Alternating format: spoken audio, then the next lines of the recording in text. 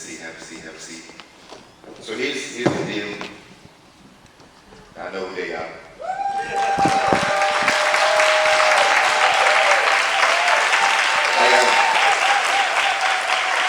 I'm gonna ask, this will be famous. I'm gonna ask a few overarching questions, and then we'll turn to the audience, so you all can ask more poignant questions. I know y'all want to know about the hats that she thought she had on her, and I'm gonna let that be yours. You know what I mean? For me, my questions are about three main tenets that I've watched. First of all, congratulations. I've watched the movie. I've been lucky to see it four times, and it's beautiful. My questions, though, are about these three tenets that sort of kept showing themselves to me in the film. The first being inner conflict, the ideas around inner conflict, right? It's like, Wellington knows how to care for orchids in very particular ways, but can't sort of give the same care to his children, right? Eunice knows she has to leave, but doesn't want to leave her brother behind. Tertia, thinking about the ideas that she knows that her children should have more, but even the sound of a rocket ship after being traumatized is something that she can't quite deal with. And then Davino, you're talking about a kid who wants to go to Mars but is afraid to ride a bike down a hill, right? So that everybody is dealing with this sort of inner conflict, this sort of the dichotomy between that which I want and that which feels feasible, right? And so my first question is just an overarching question. To just talk about that a bit, talk about sort of the decision making around using inner conflict to me as sort of a vehicle and a driving force for the narrative. Well, very cool question. Thank you so much for staying and for coming. So happy to be here. So happy to do this with Rejane. It's the first time we're seeing the film together outside of Brazil. We had a private screening together with Sundance, with the cast and crew, but it's very different energy. I feel that we have these four paths that are meant to come together in a way, and I think we have an opening and closing image that says a lot about what you're saying. We start the film with Davinho looking at the sky alone, not knowing how to share this passion, and we end up with the four of them watching the same sky. So it's pretty much we started the sky is the same sky, but it's not exactly the same sky. And I always think about how these characters could express different sides of maybe the same organism in a way. Bestia will be like some idea of fate, maybe, or luck. Wellington will be like the stubborn side, some conservative side. Davinho will be like the dreamer of all. And Eunice might encapsulate the idea of forgiveness in a way. So these are things that I have inside me as a conflict. So I was trying to kind of express some things that I feel about my family and other things in my life to try to explore through the characters. It's a film a lot about, I'm kind of taking some tangents to your question, but it's a film a lot about the relationship with my father as well. My father is the one, when we have the last meeting in the AA, my father is the one who is saying that opening statement. He's a recovering alcoholic. So it is a film about this idea of a black father, and what does that mean? So I think inner conflict for me in this film is a part of a healing process. I think we need to kind of be broken inside so we can try to fix it. And this is something that I try to have the film as kind of a healing process for a lot of things that I live and I see with my peers and my family and friends. At least this next question, and actually remind me tell me again what your name is, so I can make sure I can pronounce it. Rejane Faria. Rejane. First name is Rejane. Okay. So this question is for the both of you, because the next sort of tenet based on the inner conflict is something that I love to see in movies, especially movies about Black people, diasporic, is tenderness, right? I think sometimes we overlook tenderness because it feels pedestrian, but the truth of the matter is that tenderness is probably the most powerful thing that any of us actually can use to communicate. And in the midst of a movie so wrought with conflict, from every single person, there are all these moments of tenderness that to me serve as like these glue points, right? These sort of tethers, whether it be Wellington fixing up the chair for Eunice, or Tertia giving her the cups, or Eunice and Davino's relationship. Just all these sort of moments. So my question to you as a director is sort of how you feel like I said, the brief overarching question. So to talk a bit about sort of tenderness as a storytelling mechanism in that way, and then to talk about how to play those moments because they're so nuanced and they're so subtle. A face, a touch, right? These moments that I think really elevate the film in astronomical ways. Like that was not a pun intentionally, but there it was.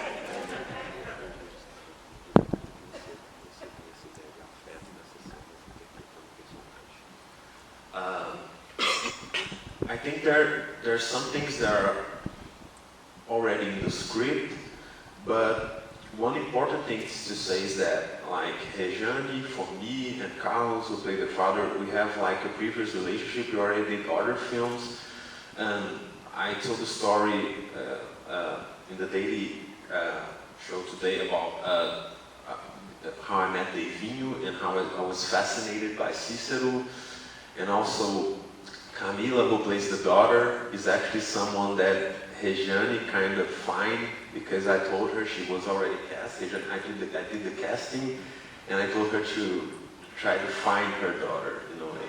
So she brought me Camila. So the whole process is, before we start shooting, is already filled with affection, filled with a lot of love, and that was a time of hate in Brazil because of politics. We shot like 1 month after the election of Bolsonaro, so the film is set in the same time period that we shot it. That was always my intention with the script, no matter who won the election, this would be set in the time that we shot the film. And I felt that this was just a powerful vehicle to talk about empathy in a way. I was feeling that there was this feeling in the air for a long time of everyone going separate ways, even inside the Black community for some reasons, the idea that you have to be a specific person. I was trying to make this fractured family that could find these tender moments to have affection, and thinking about just as an expression of Blackness. At least we come from a kind of a background in Brazilian cinema where we have very violent films with Black characters, like City of God is kind of the most Brazilian known film, and it's a very complex film. It has a lot of this identity of violence, and some other different kind of projects that go into slavery. They are violent by nature because it was a violent period, and I was thinking about portraying details that are in like small gestures, and this kind of just two brothers kind of understanding each other, being there for each other. This is something that I'm not very used to seeing in Brazilian screens. It's such a normal thing to do. We are very affectionate people. I feel Black people, my family, we are huggers. We're very intense emotionally, but we don't see that much. Usually we're seeing violence. So this is my first solo film, and this film was funded by affirmative action program. So it was the first and only program for feature films for Black directors or producers. So when I get this money from this source to do this film, I'm also thinking about what do I want to say right now about Blackness. And for me at that moment it was like this kind of love and affection, and this final thing that Wellington says is that we'll find a way. we don't have $1 million to go to Mars, but we'll find a way. This was kind of the motor for the film.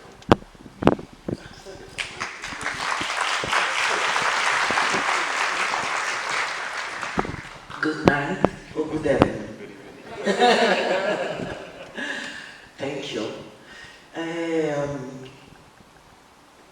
Eu acho que é uma grande sacada, né, do roteirista e diretor, Gabriel, quando ele propõe para a gente essas pitadas de afeto mais aparentes, né, esses momentos mais que encerram ou que iniciam ou que perpassam algumas cenas, mas eles são pontuais.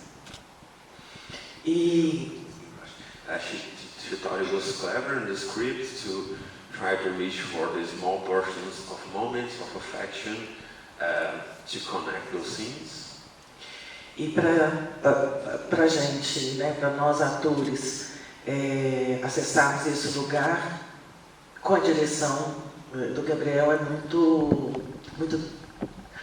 tranquilo, porque esse estilo de relação e esse afeto ele já é presente em todo o processo. Então,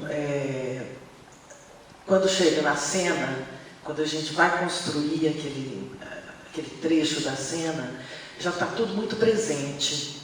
E é muito impactante, muito forte a gente colocar isso dentro do filme, porque de fato o que nos salva é o afeto na vida.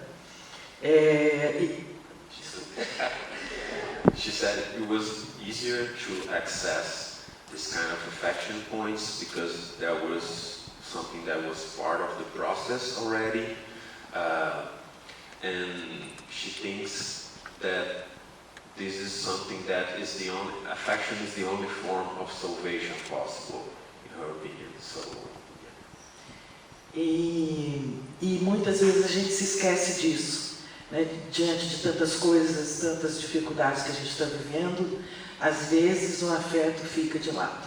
Então acho que o filme vem reafirmar isso, não só o afeto na sua forma sentimental, quanto no afeto de se ter atitudes que afetem o outro de forma positiva, para a gente ter força para continuar. And sometimes we forget about the affection, all the struggles we have every day. It's not only affection in a sentimental way, but also the idea of affect someone with a positive vibration, in a way. My last question before we open it up to y'all got y'all questions ready? I hope. Look at y'all. And like, it's late. I got your questions ready? Okay, 1 second. My last question, and the third tenet of the movie for me, my experience is to talk a bit about possibility. To me, what's most moving is that everybody is also wrestling with the ideas around possibility, right? It's like, you know, Divino, we know that there's football for him, but there's, more importantly, there's the idea of the cosmos, the idea that he might be able to go and see something far away, right, in the stars, and see Mars. You have Eunice and her love, right, which represents a possibility that, and not just her love, but also the fact that she could stand up to her father. She could do a thing that nobody could do, right? Or to think about, you know, Tertia and defeating said trauma, right? You come out of the experience that she's having, but also even to talk about all the things that their grandfather had done, and look through the box of a man who also felt that life could be more, right? And then of course you have Wellington, who uses football as his sort of lens of possibility, right? Everything is about possibility. Everybody's working at, you know, class is a huge thing in the story too, which is double-edged in many ways. You use that in a whole other conversation. But I just want you to talk a bit about the ideas around possibility as almost as one of the linchpins of the narrative, as a cornerstone that everybody is grappling with. I think my first obsession with films, I was telling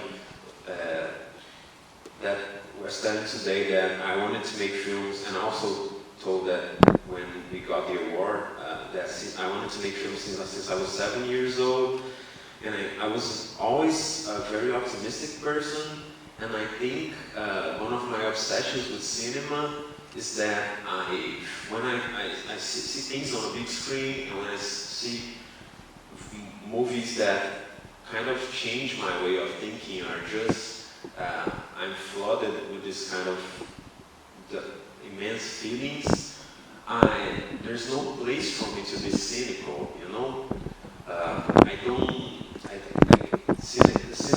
Cinema and art in general, music, I think it saves me for being a non-believer in a way. So when I do a film like that, I'm kind of thanking other artists that are kind of putting love on the screen in a way.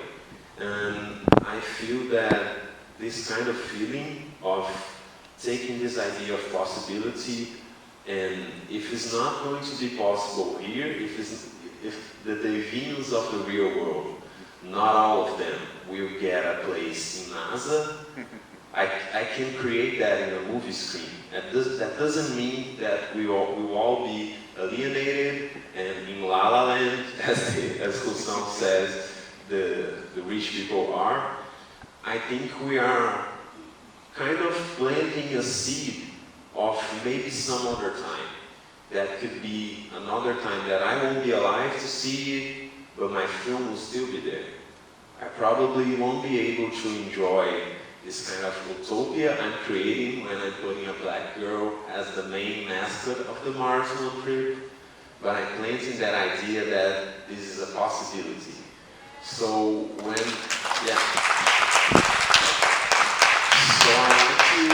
I like to see movies as vehicles for us to kind of reach not just dreams, but these alternate realities, and to be able to be sucked into a reality and kind of leave that situation and be able to float for a little bit. I'm very, very influenced by a film called Killer of Sheep by Jourdain, and yeah, I was fortunate enough to be able to meet Charles Brunet, and we talk about it, and this is a film that it may not look, but it influenced me a lot in Mars One as well, in this idea of also doing portraits and thinking families and focusing on details and small things.